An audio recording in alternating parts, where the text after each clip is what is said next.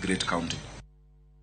Moko kuom jotelo mawuok e kaunti ma Kiambu ogolo ywak ewii midhiero mar rochruok mar arita kwe e gwengego.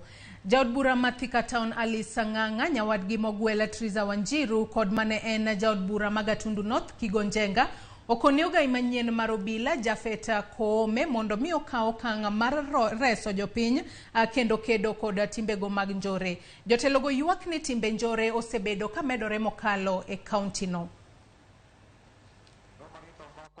Naona tunafaa sasa kutumia binu ingine, sababu tukitumia ile binu tulitumia zamani haitatusaidia.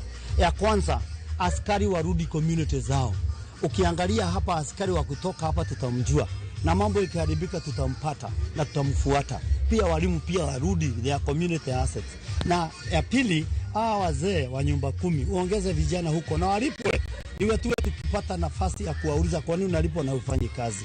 Na ya tatu, mfikirie kama tunaweza rudisha the Chiefs Act. Some of the powers ya Chiefs Act ilikuwa ya maana sana, sababu they could arrest and take to the police, and pia mpatia assistant chief na machief askari. Na community muamuke, msingoje serikali peke yake. Hapa Kiambu tunasema kabla ufanyiwe kazi unajifanyia. Because we have a new Inspector General of Police, would like to assure him of our community support from leaders and from the community and from the Kenyan society, so that he is able to stand and implement all measures to mitigate against rampant insecurity. I know that criminals have interpreted when they have that some police officers who are being arrested and so on.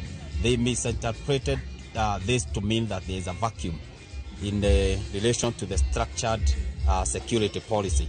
But we are going to assure the Inspector General that he has our support. Let him deal with the criminals and deal with them decisively, because that is the only way that people are going to work in peace, in harmony, and people go about their business without worrying about their security.